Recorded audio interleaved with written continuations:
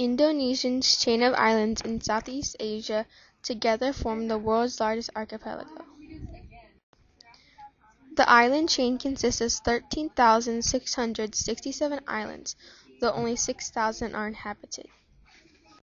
Many of the islands in Indonesia's archipelago have been formed from volcanoes.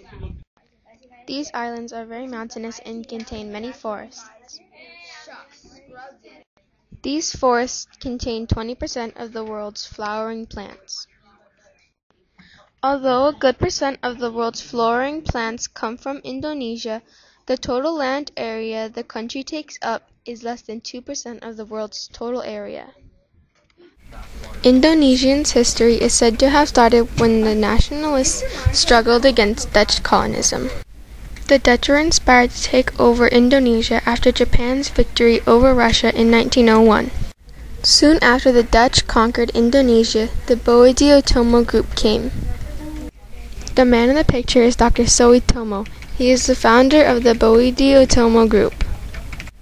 The Budi-Utomo group was founded for educational purposes, but later turned into politics. After a long period of wars, Indonesia was taken over in 1941. Indonesia's independence was now under Sukarno's control, and Sukarno actually cared about the people of Indonesia. But charges of corruption were brought against him and his family. In 1998, Indonesia had had enough. They broke out in strike protests and tried to become independent. In 1999, East Timor voted independence for Indonesia. Though Indonesia was now independent, it inherited most of its culture from its neighboring countries.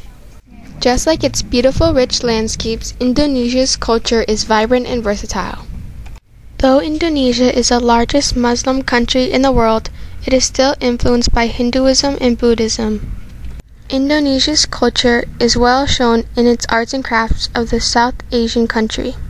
It is also expressed in its literature, food, dances, theater, and clothes. Now the government is arranging a number of cultural activities so tourists can get a true feeling of the country's traditions. Suharto was one of the few people who helped make this possible. He was the president of Indonesia for over 30 years and was dedicated to keeping it safe. During the Cold War, Suharto helped keep the people of Indonesia safe. But many people didn't like Suharto, though he actually helped the country in many ways. In other news, a passenger plane carrying 103 passengers crashed Wednesday, April 13, 2010.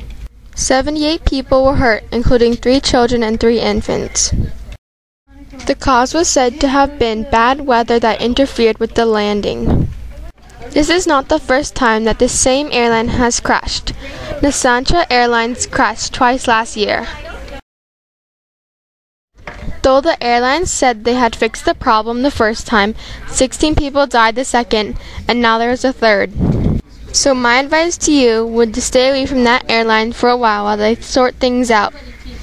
And thank you for watching my report.